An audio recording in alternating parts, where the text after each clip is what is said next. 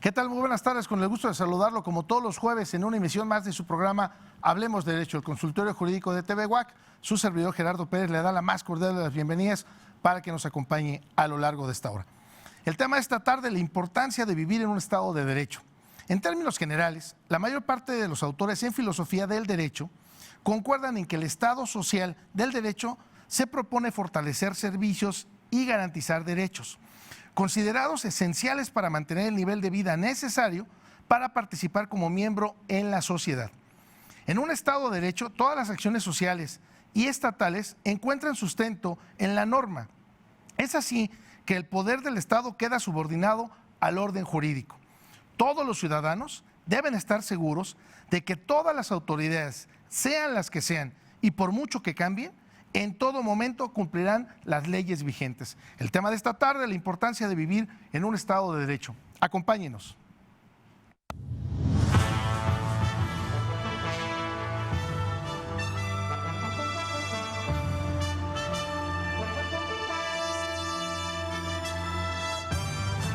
Análisis, interacción ciudadana y diálogo. Hablemos Derecho, el consultorio jurídico de TV UAC. Con Gerardo Pérez Alvarado y Laura Méndez Olivares. Comenzamos. Licenciada Laura Méndez, muy buenas tardes, con el gusto de saludarte y tenerte en esta mesa de trabajo. Muy buenas tardes, bienvenida. ¿Cómo está, licenciado? Buenas tardes, pues también para mí es un placer poder saludarlo y también dar la bienvenida a todas las personas que nos sintonizan, que nos ven a través de las diferentes plataformas en internet. Queremos darle la bienvenida y queremos o esperamos que el programa y el tema que hemos preparado el día de hoy sea de su interés y sea relevante.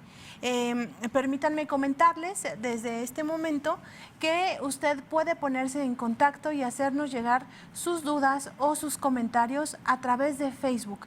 Ahí nos encuentra como Hablemos Derecho, el consultorio jurídico de TV UAC, así todo completo. Y ahí nos puede hacer llegar sus dudas, sus comentarios, sus inquietudes.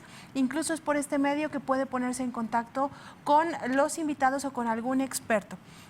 Recuerde que este programa es para usted y su retroalimentación nos ayuda para poder seguir preparando nuevo contenido que sea de su interés, que aborde problemáticas legales actuales, recurrentes y pues bueno, también puede buscarnos ahí en el canal de TV UAC, en YouTube, ahí se sube contenido todas las semanas, el programa completo y bueno, adicionalmente nos puede ver en televisión todos los jueves a las 6 de la tarde a través del canal de TV UAC, que es el 24.1 de televisión abierta, el 124 de Megacable, el 14 de Easy y el 24 de Axtel. Bueno, pues la verdad que hoy este programa, Hablemos Derecho, el consultorio jurídico de TV UAC, se viste de manteles largos.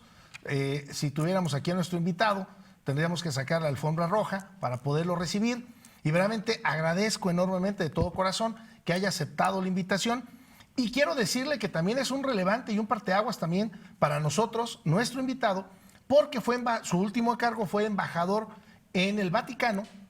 Justo antes entra en el relevo de también un gran pues conocedor del derecho, maestro del derecho, y obviamente queretano, que fue el doctor Mariano Palacios Alcocer, incluso rector de esta máxima casa de estudios y gobernador del estado de Querétaro. Entonces entra al relevo nuestro súper invitado, al que, licenciada Laura, si puedes hacer su presentación para ya estar en contacto con nuestro invitado, por favor. Sí, claro que sí, con mucho gusto. Bueno, además de lo que ya anticipa el licenciado Pérez, permítame comentarle que nuestro invitado, el maestro Jaime del Arenal Fenocchio, es abogado, jurista egresado de la Escuela Libre de Derecho, además es historiador del derecho, catedrático, diplomático y ha dedicado también dentro de su ejercicio profesional, se ha dedicado a ser autor de diversos libros y publicaciones que sucedieron aquí en México y también en el extranjero. Adicionalmente,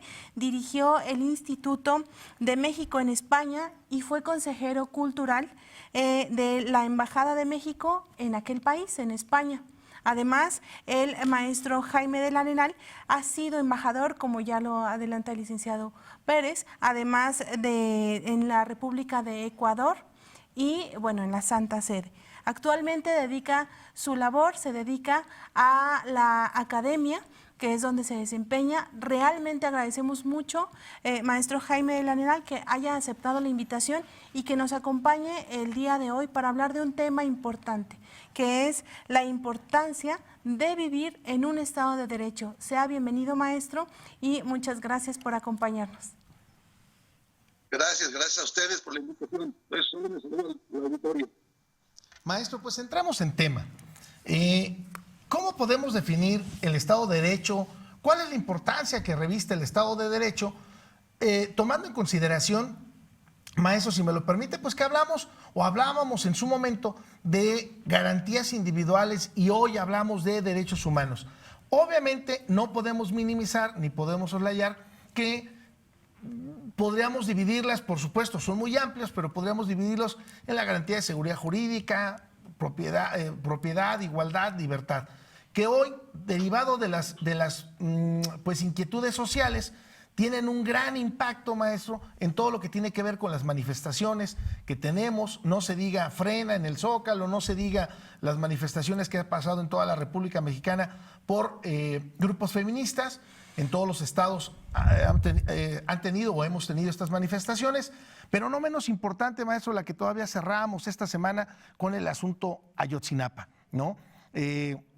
Partiendo de la cuestión del derecho de la víctima, la importancia que tiene el Estado, lo comentaba el presidente y no me quiero meter en polémica porque no es el objetivo del programa hablar de polémica o política, sino hablar de derecho. Maestro, ¿cuál es la importancia que reviste vivir en un Estado de Derecho?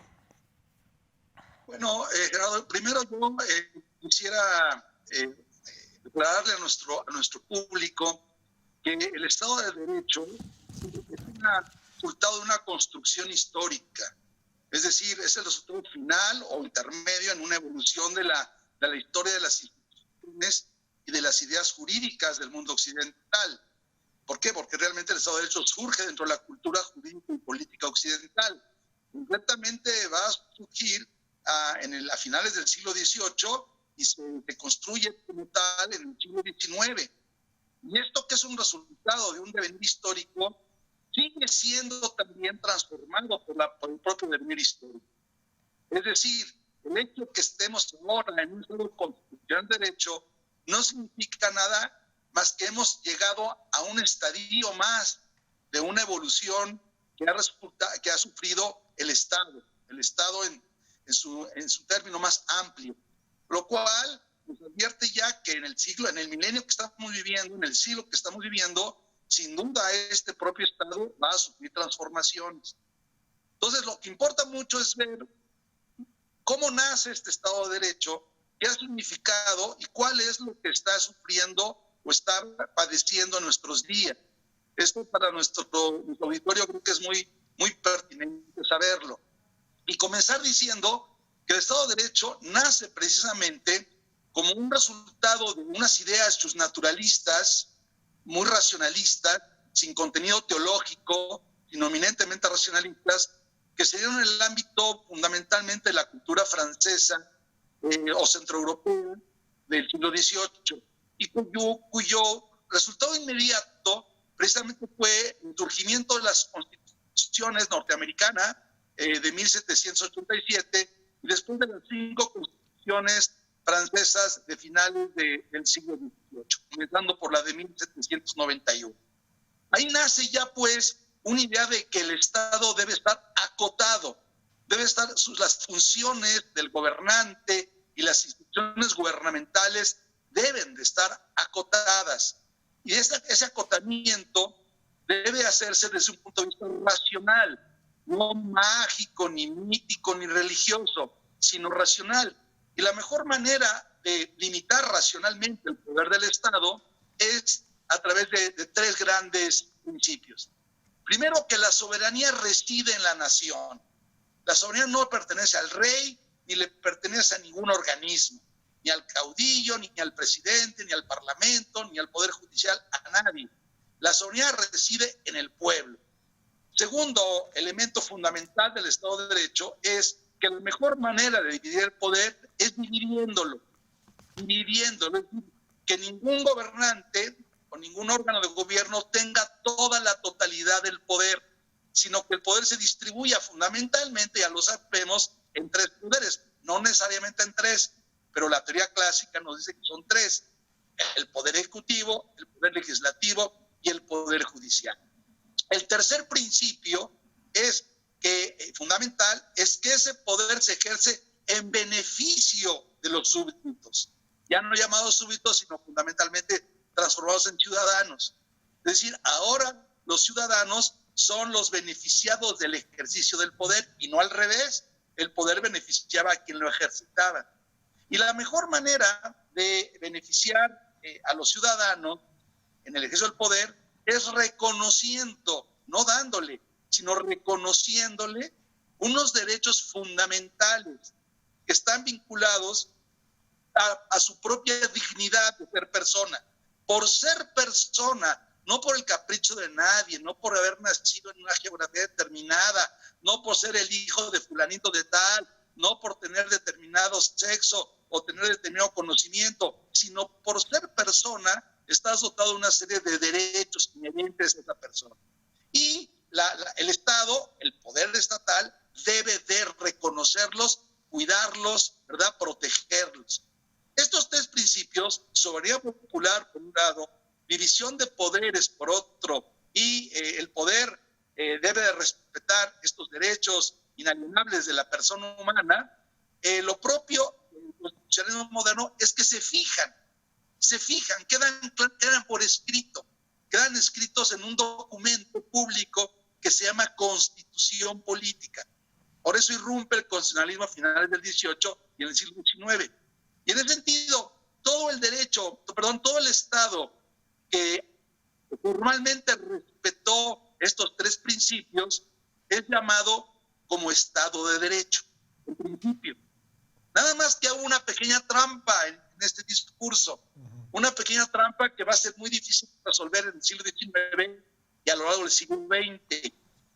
Y solamente lo hemos resuelto, o lo comenzamos a resolver a principios del siglo XXI. ¿Cuál fue esta trampa? Que en esta división de poderes y en esta soberanía que es originalmente del pueblo, hubo la idea de que el principal representante del pueblo y quien detentaba esta soberanía era el poder legislativo. ¿Por qué? Porque el poder legislativo era un poder que representaba al pueblo a través de un sistema electoral.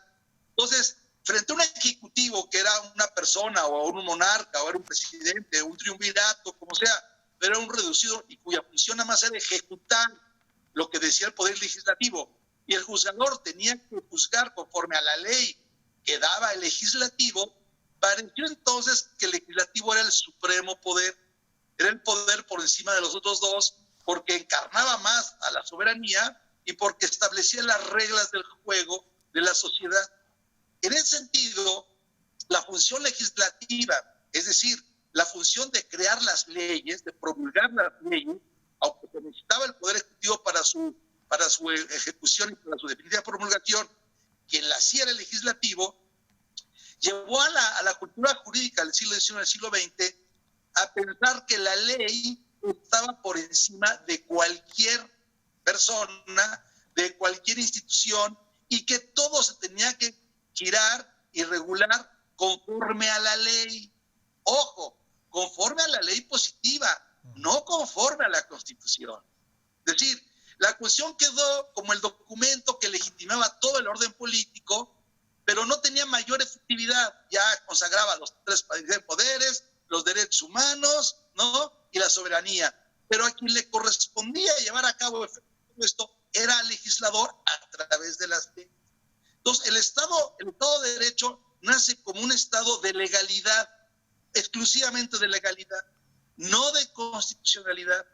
Y entonces tuvimos el desacierto en toda la cultura jurídica occidental, también en nuestro país, de considerar que la ley era suprema. La ley era suprema y que todos, juristas, jueces, escuelas de derecho, ciudadanos, partidos políticos, hombres, mujeres, niños, ancianos, indígenas, etcétera, todos estábamos obligados a acatar la ley. Sin nada más que la ley finalmente era la expresión de la voluntad de un legislador y de alguna manera monopolizaba la creación del derecho en manos de ese legislador. Bueno, todo esto hizo que el Estado de Derecho, tal como lo conocemos en su origen, fuera simplemente un estado de legalidad. Y ya nos dimos cuenta en la historia del siglo XIX, del siglo XX, que las cosas no podían funcionar así bien. ¿Por qué? Porque ¿qué nos ponía en defensa o quién nos defendía frente a la ley? O sea, ¿quién nos defiende frente a la ley? Si la ley era un mecanismo formal, ha sido aprobado, su iniciativa, su aprobación, su discusión, su sanción, su promulgación y su publicación en el diario de la Gaceta Oficial, pues ¿quién nos defiende del contenido que tenga esa forma? Nadie, nadie. Entonces, realmente hubo un gran problema ahí en el Estado de Derecho al ser reducido a un estado de legalidad. ¿Qué ocurrió en la historia política? Estoy hablando de todo Occidente, no solamente de México. ¿Qué ocurrió? Llegó un momento en que esas leyes, en el caso de la Segunda Guerra Mundial, por ejemplo, quedó muy claro, con los nazis, esas leyes que eran válidas formalmente, todas válidas, habían cumplido todos los requisitos de ley, ¿no? Todos los requisitos de ley, pues eran injustas y agraviaban la naturaleza humana, creaban sociedades desiguales, creaban apartheid, creaban persecuciones raciales, ¿no? Ya no se podía pues confiar en la ley y en ese estado de legalidad. Y ahí viene pues la gran réplica que significa la historia que estamos viviendo, de anteponerle a la ley un candado, una fuerza de validez y finalmente una alternativa a los ciudadanos para inclusive combatir el Estado de Derecho, entendido, repito, como Estado de legalidad. Y es entonces cuando nos damos cuenta que ese Estado de Derecho no puede crearse como Estado de legalidad, sino transformarse en un Estado de constitucionalidad, un Estado constitucional de derecho. Antes, en el Inter, permítame, ahorita le doy la palabra a Gerardo, en el Inter hubo una modificación importante. El primer Estado de Derecho, liberal, digamos, que nace de las revoluciones del final del siglo XVIII, es un Estado muy individualista y consagró como límites al poder del Estado derechos individuales. Los llamó derechos humanos, ¿no? Derechos humanos. Es más, correctamente les llamó derechos del hombre y del ciudadano, ¿no? Ya en el siglo XIX, con las grandes transformaciones económicas y sociales, se notó, se vio que no era posible nada más que los derechos consagraran al individuo, protegieran al individuo, sino también a grupos, trabajadores, menores, mujeres, indígenas, es decir, y se pasó a lo que se llamó también en el siglo XX el Estado social de derecho. Es decir, y ahí aparecen, irrumpen la segunda categoría de derechos humanos, ya no solamente los individuales, civiles y políticos, sino los de famosos derechos sociales que tenemos en el 27, por ejemplo, y en el 123 de nuestra Constitución, ¿no? Entonces, irrumpen, y otros más, ¿no? Irrumpen estos estados sociales de derecho. Pero ojo, tanto el Estado liberal de derecho como el Estado social de derecho fueron estados que seguían apelando a la supremacía legal, ¿no? Entonces tenían el mismo vicio de fondo. Por eso ahora ya se entiende lo que ha significado en México, por ejemplo, las reformas del artículo 1 en el 2011. Dejar atrás esa visión del Estado de derecho entendido como Estado de legalidad, sea individual o sea social, y pasar al Estado constitucional de derecho. Esa es la gran reforma que yo le podría decir, Gerardo, para comenzar, digamos, a platicar, a dialogar. Perdón que me ha tardado un poquito, pero es que si no hay este elemento básico, pues no se va a entender mucho lo que digamos. Para empezar a abrir boca, maestro, eso es para una pequeña introducción para abrir boca. Bueno, ahí me gustaría ir precisando dos puntos. Uno, la importancia que reviste entonces la Declaración Universal de los Derechos Humanos, que derivado de estas problemáticas sociales, en Alemania, hoy grandes precursores de los derechos humanos, derivado de todo lo que vivieron del Holocausto, etcétera, etcétera, lo que conocemos a través de la historia, pues viene esta reforma importante, este parteaguas que usted atinadamente comenta del 2011, y en donde incluso en el artículo primero ya se habla, como usted lo dice, de los derechos humanos. Una situación muy amplia, porque no nada más son los derechos inalienables, sino hablamos de derechos civiles, económicos, sociales, culturales y ambientales también, ¿no? Entonces, en ese punto, maestro, ¿qué reviste o cuál es la importancia de hablar, repito, ahora de la legalidad en el Estado de Derecho?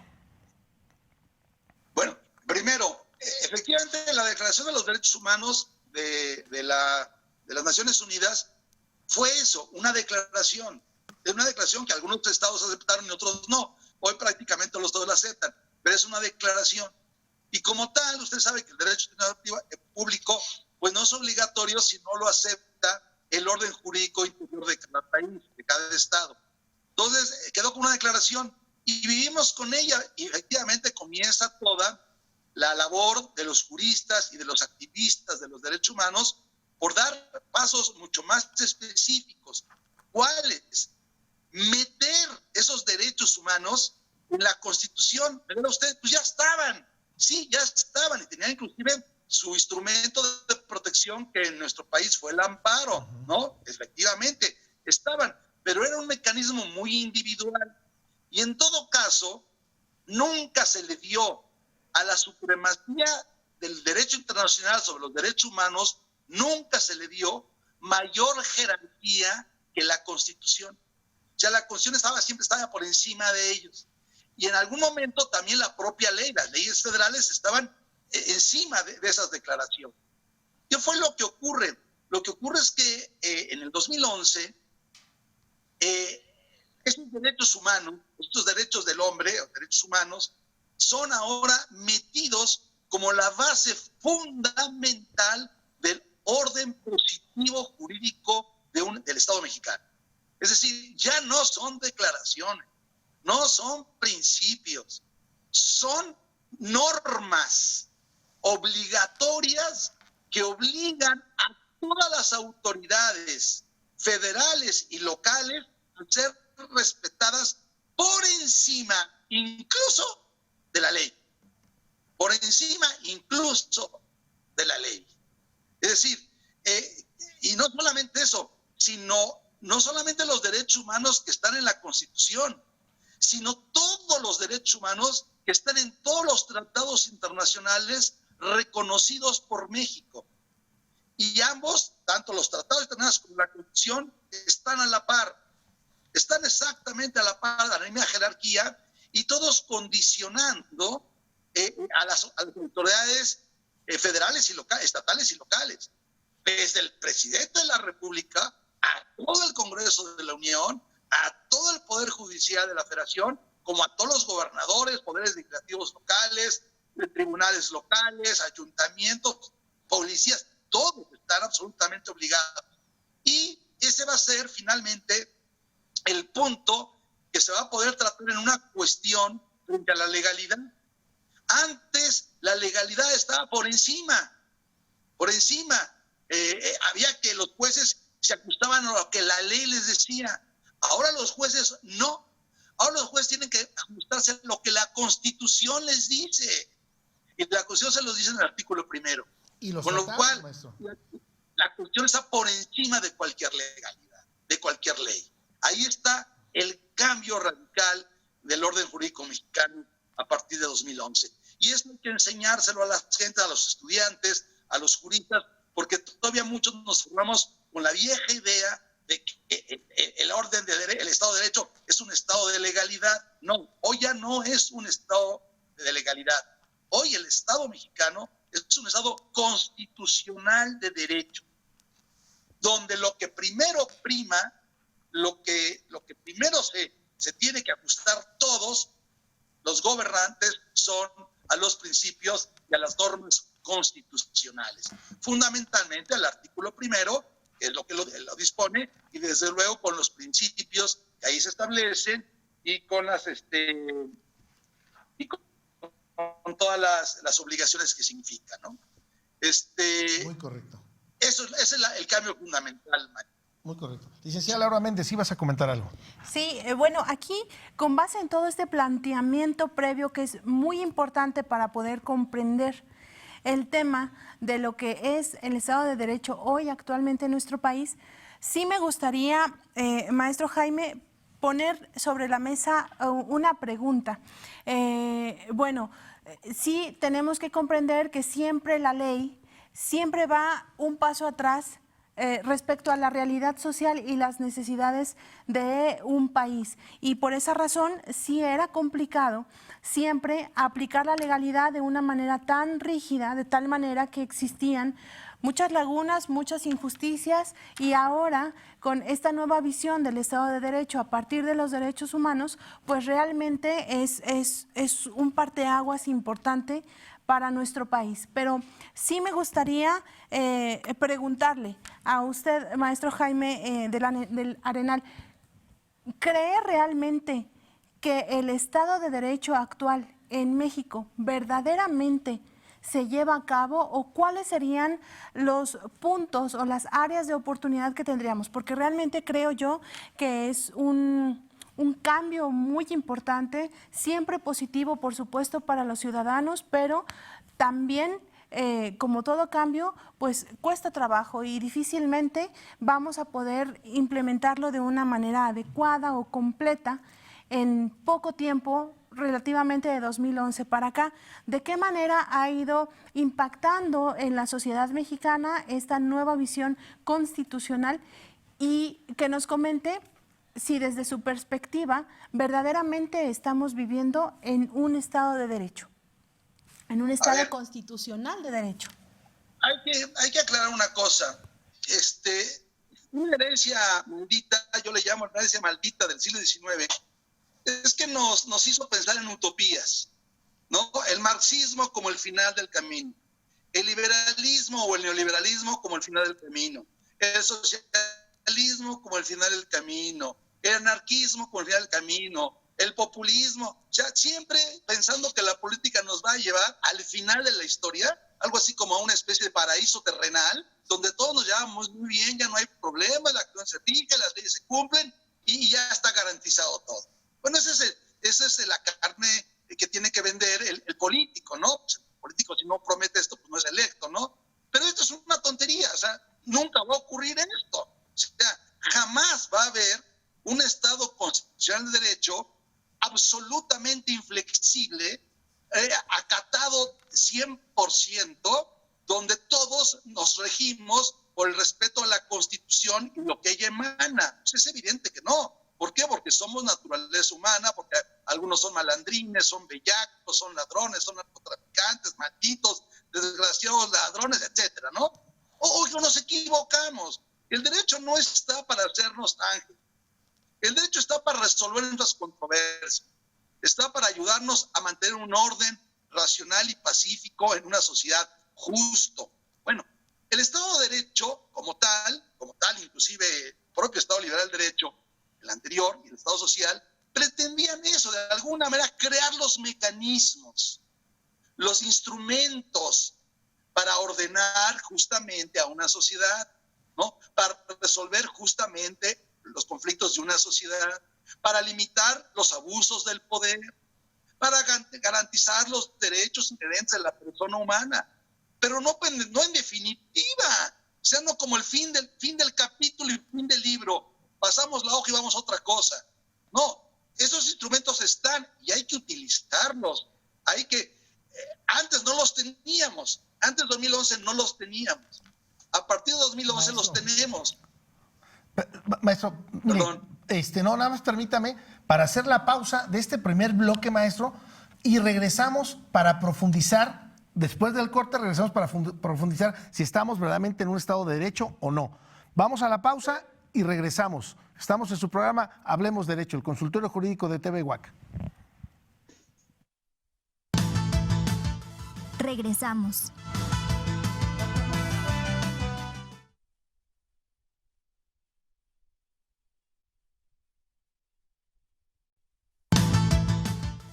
Continuamos. Ya estamos de regreso. Usted nos viene siguiendo. Le comento que está con nosotros a la sana distancia el maestro Jaime del Arenal Fenoquio, con el cual estamos hablando de la importancia de vivir en un Estado de Derecho. Y antes de irnos a la pausa, habíamos dejado una pregunta que, bueno, pues regresamos con ella. Maestro, ¿vivimos o no vivimos en un Estado de Derecho? Porque pues hay muchas voces que sí, muchas voces que no. Usted díganos. No es cuestión de votación. Es cuestión de percepciones, sí. Unos lo perciben de una manera y otros lo perciben de otra manera, pero eso no va a llevar nunca a una votación. No es porque muchos digan que no, tienen la razón, o que muy poquitos digan que sí, tienen la razón. El hecho, tanto jurídica como políticamente, no hay duda que México es un Estado de Derecho. Es un Estado de Derecho. Si no hubiera una constitución, si no hubiera una división de poderes, si no hubiera un federalismo, cada estado con su constitución, si no hubiera las instituciones judiciales, administrativas, electorales, de protección del voto, si no hubiera las procuradurías que protegen muchas veces a ciertas minorías que viven en nuestro país, se podría decir flagrantemente que México no hay un Estado de Derecho. Eso es claro. El problema es que lo que sí tenemos es el marco normativo y tenemos las instituciones. Ahí están. Nadie puede negar que hay un gobernador, que hay un Tribunal Superior de Justicia, que hay jueces de primera y de segunda instancia, que hay órganos administrativos, sancionadores de infracciones sanitarias, o que hay una educación regulada. O sea, ahí están. Vivimos en un mundo de instituciones. El problema es que la vida de esas instituciones, la vida cotidiana de esas instituciones en relación con los ciudadanos, a veces no se cumple como se dispone en la Constitución o en la ley. Es cierto. O sea, una cosa es lo que se dispone en el marco normativo desde la Constitución hasta un reglamento de tránsito, y otra cosa es lo que se vive en la vida cotidiana de un ciudadano con el agente de tránsito, con el Ministerio Público, con su diputado o con su presidente. Ahí es donde hay este problema de la no adecuación de la función con lo que establece la Constitución o la legalidad. Y ahí es lo que permite que mucha gente piense que no hay un Estado de Derecho. ¿Por qué? Porque las violaciones, las alteraciones son muy cotidianas y en ocasiones mucho más cotidianas y más visibles que antes. Entonces pareciera que se derrumba el Estado de Derecho. Hay que tener mucho cuidado con esto, porque no es así. Para que se derrumbe el Estado de Derecho, tendría que haber ciertamente o una guerra civil o una revolución violenta que desmantelara el orden constitucional y el orden legal. Claro, ya sabemos que el orden legal tiene que estar sometido al orden constitucional, eso ya lo dijimos.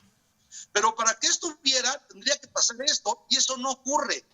Todavía los actos de violencia, los actos de robo, los actos de corrupción, los actos en la mayoría de las ocasiones siguen siendo excepcionales. No vivimos en el caos. O sea, no hay nadie, o sea, nos damos cuenta que hay caos afuera. Le robaron a fulana, mataron a sultana, violaron a sultano, secuestraron los grupos de narcotraficantes, etcétera. Nos damos cuenta que las instituciones a veces no funcionan, pero eso se incrementa, sí, y estamos en una ola, desgraciadamente, de incremento de eso. Y eso efectivamente sí puede poner en riesgo el Estado de Derecho. Sí, claro que lo puede poner en riesgo. En algunas zonas, inclusive del país, yo estoy absolutamente seguro que ya no hay Estado constitucional de Derecho.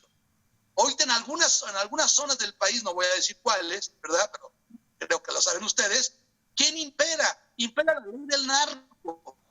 Un grupo de bandidos, de ladrones, de villanos, ¿verdad? Se apoderan de los órganos del Estado, con sus alcaldes, con su policía. Ellos son los que ejercen el poder. Ahí sí no hay Estado de Derecho. Ahí sí no hay Estado constitucional, porque manejan ellos las reglas.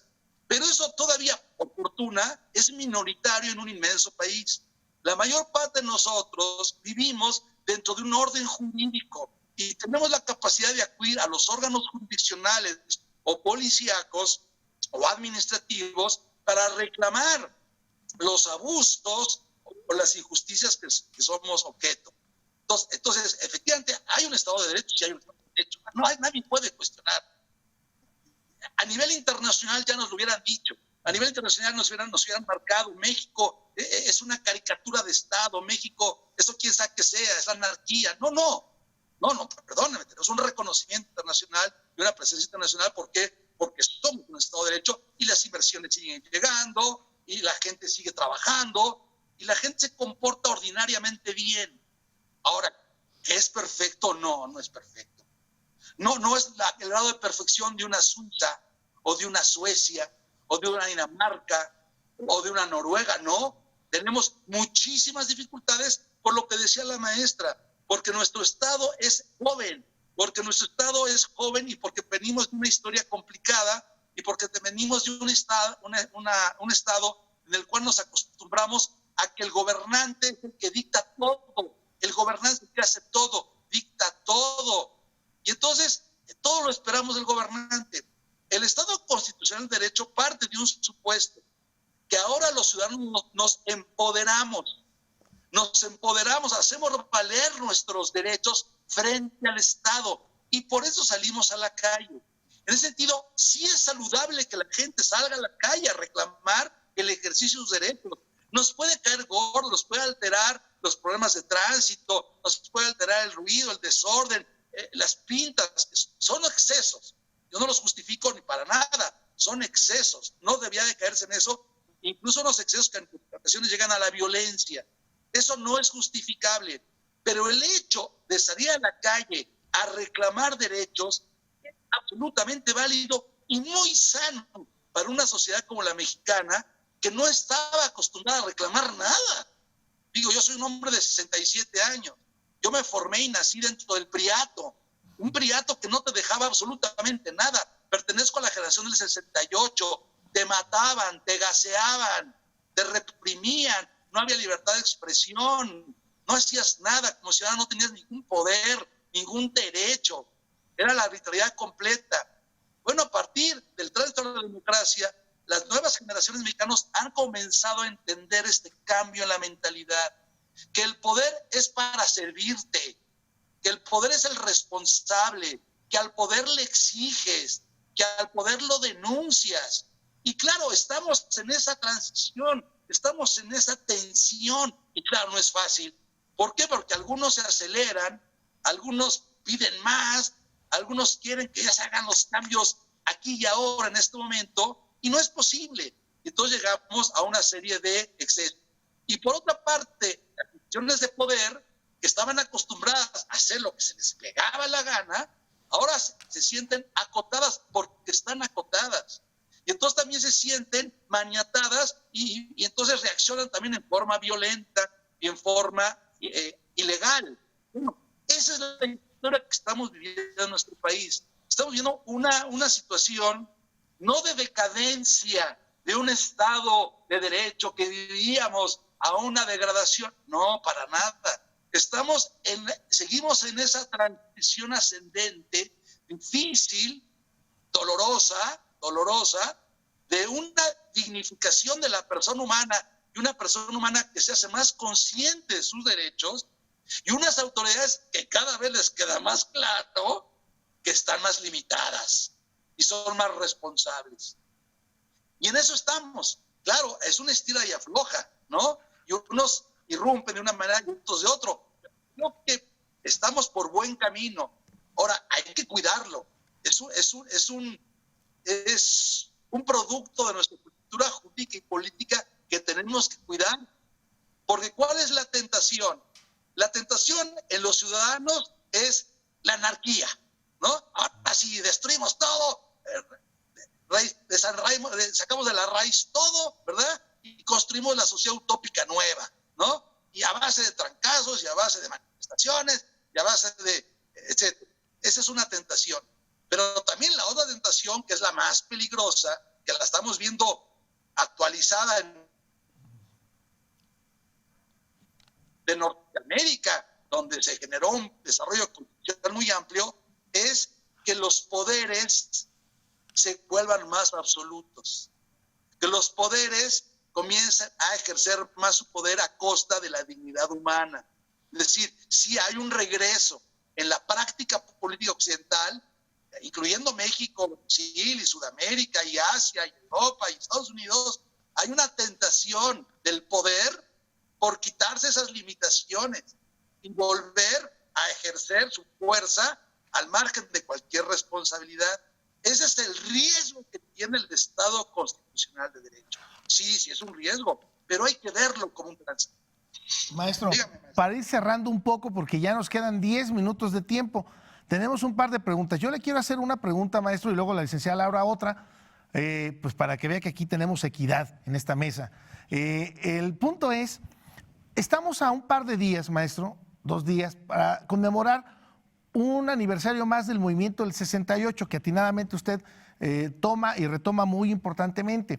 Estas nuevas generaciones, muchos, estoy hablando del 2000 para acá, maestro, donde fue un verdadero parteaguas en la democracia, y que bueno, verdaderamente a mí me dio la oportunidad de votar en ese entonces, en el 2000, y por supuesto, pues uno quería ya verdaderamente terminar con esta cuestión de un partido hegemónico, que en caso concreto pues era el PRI.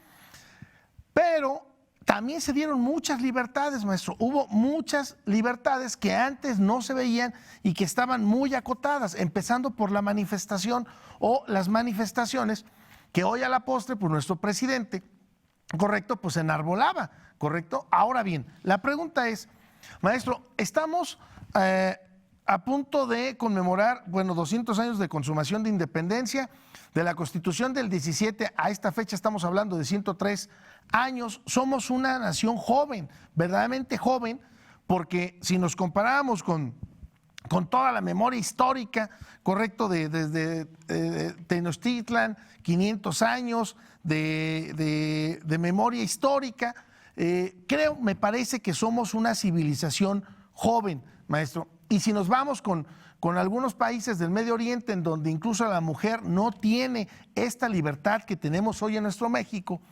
¿qué mensaje pudiera dejar estas nuevas generaciones? Estoy hablando del 2000 para acá, jóvenes de 20 años, maestro, de este movimiento del 68 y en concreto, pues una cosa es la libertad y otra cosa, o que muchos pudieran pensar en que pudiera convulsionarse en nuestro Estado, correcto, como lo que se vivía en el movimiento del 68. ¿Cuál es su opinión, maestro? Yo lo que digo a las nuevas generaciones es que vivan la libertad, pero con responsabilidad. La libertad hay que exigirla y hay que vivirla, pero también implica responsabilidad, implica obligaciones y deberes. Porque la libertad sin responsabilidad es simple anarquía. Como dicen los muchachos, simple desmadre. Y no es así. La libertad con responsabilidad, pero hay que exigirla y reclamarla. ¿A quién? Al gobernante, al poder, porque el poder es tan fuerte, concentra tal cantidad de fuerza, que es el que restringe las libertades. Entonces esa libertad sí, hay que ejercerla, hay que reclamarla, hay que denunciarla, pero ojo, con responsabilidad y sabiendo que implica deberes y consecuencias. Es mi mensaje. Es mi mensaje. ¿Usted, maestra? Sí, bueno, yo aquí creo que también sería importante subrayar, después de esta plática interesante que nos hace favor de compartir, maestro, creo que es importante sí aprovechar y a final de cuentas enfrentar la época que nos está tocando vivir, una época de cambios importantes, y creo que es conveniente aquí resaltar que el Estado, de alguna manera, en ese camino para llegar a un mejor bienestar, a una mejor condición de vida para todos, creo que es importante que el Estado continúe garantizando la libertad de expresión. Pero como bien lo comenta, la libertad de expresión también conlleva responsabilidades. Y hoy en día, con las redes sociales, con el hecho de que es más fácil tener información, estar informados, creo que es responsabilidad también de los ciudadanos sí levantar la mano, sí alzar la voz, sí exigirle al Estado el cumplimiento de los derechos humanos y el hecho de que los tiene que garantizar, pero también tenemos que estar informados, tenemos que ser responsables, tenemos que ser respetuosos y tenemos que tener criterio y opinión. Yo, la verdad es de que con independencia de las causas que originan las manifestaciones que vemos todos los días y que actualmente son tan comunes, lo que yo aplaudo es que las personas tengan un criterio, tengan una opinión, la que sea, pero que realmente les importe, porque como bien lo menciona, a lo mejor en otra época la ciudadanía ni se enteraba y tampoco le interesaba. Realmente delegábamos toda la responsabilidad a un gobernante, a un gobierno, y también lo culpábamos de lo bueno y de lo malo. Pero creo que es importante que en esta democracia participativa en la que vivimos, en la que nos está tocando desarrollarnos a todos, sí es importante realmente ejercer esa democracia y realmente ejercer ese poder que debe de estar en el pueblo, pero de una manera responsable, porque si no, no tiene caso que haya manifestaciones y que unos pidan una cosa o que realmente no tengan una razón de ser. Tanto así que se desvirtúa en ocasiones, lo que vemos en las noticias, a veces se desvirtúa un poquito o se desvía el reclamo original, el reclamo legítimo. Entonces, bueno, creo que este Estado de Derecho, como bien lo comenta, no es propiamente que vivamos fuera de un Estado de Derecho, sino que estamos precisamente en la búsqueda de mejorar esas condiciones y de equilibrar la realidad social, a lo mejor con lo que la Constitución establece de una manera pues histórica. Pues coincido totalmente con usted, maestra, que quiere que le diga, absolutamente de acuerdo con usted. Lo único que yo quería terminar es advertir claramente en el mundo actual, en todo el mundo, no nada más en México, sí hay una ola que amenaza el absolutismo. Sí hay una tendencia hacia el absolutismo. No hay una tendencia hacia la democratización y hacia las libertades.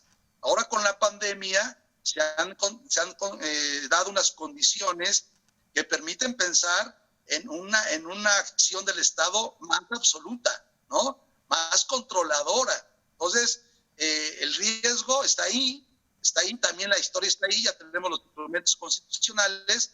Lo que debemos de salvar es un mundo de libertades, un mundo de democracia, un mundo de dignidad de la persona humana y también un mundo de responsabilidades de todos.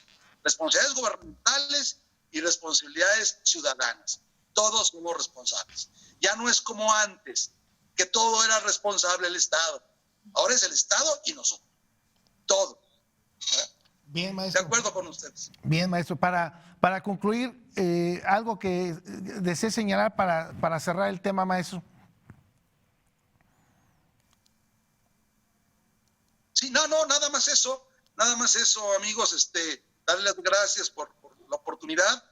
Tenemos mucho que hacer, no vean el Estado de Derecho como algo que se va a acabar nunca, es una cosa que se tiene que estar construyendo. El Estado Constitucional de Derecho es una cosa que tiene que estar construyendo. ¿Cómo? Pues con la acción de los ciudadanos, las escuelas de derecho, una pedagogía jurídica política a nivel popular, ¿no? La acción de gobernantes, la denuncia del corrupto, la denuncia del criminal, es decir, apostar por las instituciones. Eso es fundamentalmente el Estado Constitucional de Derecho. Porque si no es eso, si no es esa vida institucional que ordena una sociedad, pasamos a la anarquía, al caos, y es lo que está ocurriendo en algunas zonas, desgraciadamente, de nuestro país. Pues sí. No cabe duda, maestro, que verdaderamente sí necesitamos escuchar la voz crítica, sí necesitamos alzar la voz.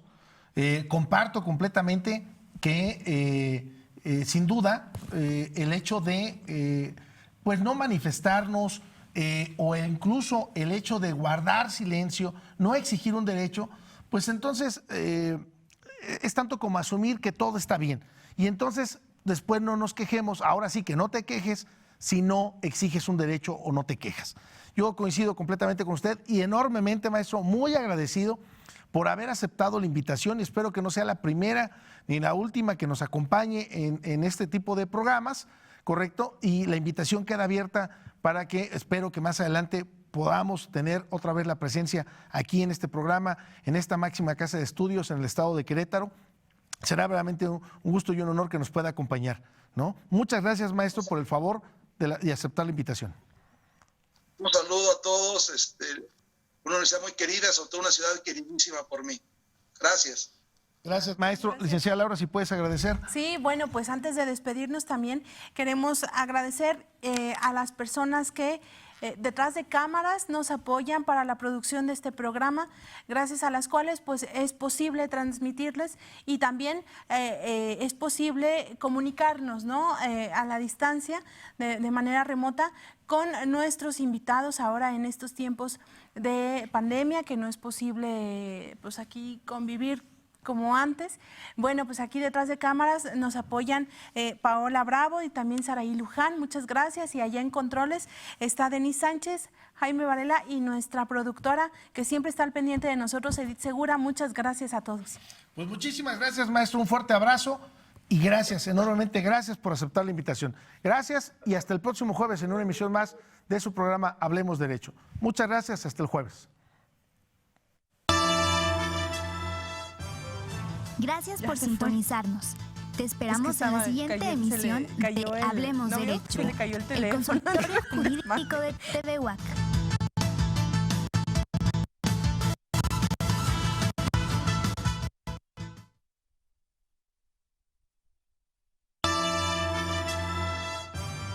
Gracias por sintonizarnos.